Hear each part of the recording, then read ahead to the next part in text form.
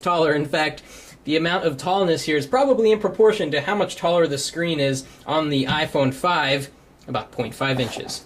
Alright, so let's take the razor blade, but be gentle here.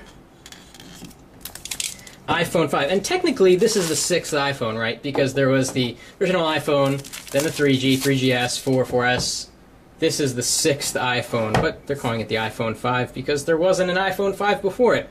Okay, let's take a look. So, a lot of the reviews so far on the internet have been of the black one, and this is the white one, and it's different. It doesn't have the sort of darkened metal texture. So let me take this out of the box here. Oh my goodness. It is extremely light. It's not as thin as I thought it was going to be. Let's carefully remove these things. It feels hollow. It truly feels hollow inside. And I really want to take a close look at this metal here because I was hoping that it would deter fingerprints, and I'm going to try to fingerprint it up, and it's resisting it very, very well. This is a beautiful, beautiful device. Look at how the edges kind of shine. Very nice. I can't believe there's an iPhone in here, and I really mean that. This thing is so incredibly light. It's ridiculous. And let's see if my thumb can reach the upper corner of the screen. Yeah, I mean, what's going to happen is with one-handed usability, you're going to hold this a little higher up versus the iPhone 4S where you're kind of at the bottom near the home button and you could go up there. With the iPhone 5, you're going to kind of shimmy up a little bit just because you're going to want to weight it evenly in your hand. Anyhow, let's put that aside. I want to take a look at these ear pods. Apple kind of doing something different, sort of decommoditizing the headphones. I mean, for years and years and years, everyone got the exact same headphones with every phone, and Apple said, wait a minute, maybe we can do something better. So I wonder how these are going to fit in my ear, because they look really weird.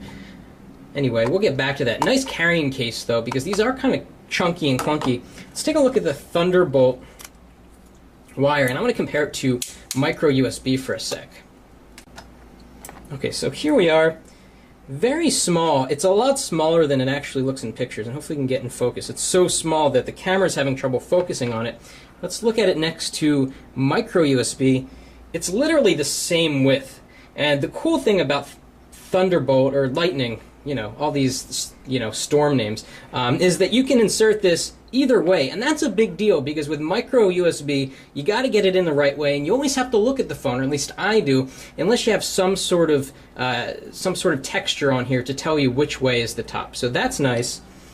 And just for good measure, I kind of want to plug it in just out of curiosity here. That snaps in nicely, and it turns on when you plug it in. What do you know? So it's turning on. It's going to ask me to activate it for the first time. Let's just compare it next to the iPhone 4S. And what they've done here is they've essentially removed the back panel. The 5 has no back panel. And they've thinned up the front panel. As you can see, it's about half or even a third or a quarter of the thickness of that front piece of glass. I'm thrilled that there aren't 2 pieces of glass on this because I dropped my 4S. My wife dropped her iPhone, and we keep cracking the backs. And, you know, you can get a nice thick case, but I don't really like to use a case. I don't want to have to worry about the back getting cracked. So anyway, we're going to set this up, and I'll be right back. Okay, so let's talk about some early first impressions. I've been using this for about 30 minutes. I've got all of my data restored. I've done a little bit of comparison with the 4S. I just want to point out a few things. Something kind of unfortunate, actually, and look out if you're getting the iPhone 5 for blemishes on the device because you should take it back. If you look very closely right here, there's a little tiny nick taken out of this shiny sort of polished edge. Not that big of a deal, but I just opened this and it should be perfect. This is definitely an expensive phone. So let's talk about the screen. Apple says this is the best screen they've ever made and that it's better than the iPhone 4S. Is it? Let me show you. So I'm going to bring over the iPhone 4S over here, and I want you to look at the Photos icon here, okay? Look at the color of the Photos icon, and then look at it on the 5. I'd say it's probably 25% higher in color saturation, which is nice. It's very subtle, and you're probably not going to notice just using the iPhone 5 day to day, but if you kind of compare the iPhone 4S with the iPhone 5 side by side, there's no doubt. I mean, look at the blue in the Facebook icon. It's a lot more blue. Over here, it kind of looks like, in comparison, like a undersaturated blue. Anyway, we're going to do more comparisons later. Something interesting that I've seen is that I restored from a backup, and it installed literally 10 apps at one time, whereas on the iPhone 4S, it only installs 2 apps at the most at one time, so maybe taking advantage of that